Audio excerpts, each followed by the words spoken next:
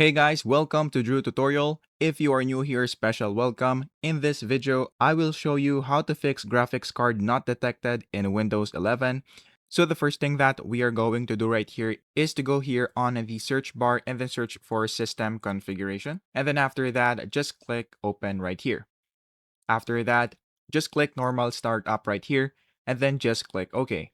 After you do that, what we're going to do next is to go here on the device manager. So go here on the search bar and then type device manager and then just click open. And then in this part, what we're going to do is to just type into our system, which is right here, and then click action and then click scan for hardware changes.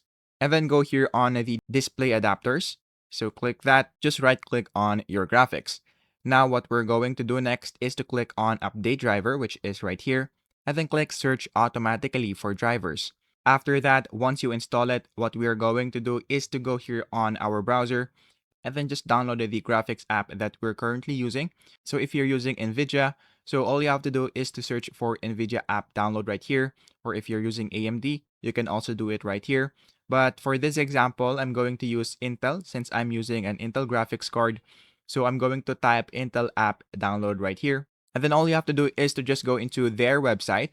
So once you're now here, what we're going to do is to just click download now. And then once you click download now, all you have to do is to wait for it to finish. And then once you install it, just click open file. So once you click open file, you will be redirected into this part.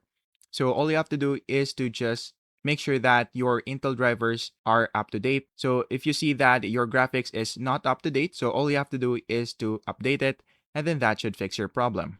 And then for the last thing, what we're going to do last is to go here on the Windows icon and then restart our PC. So that is basically it.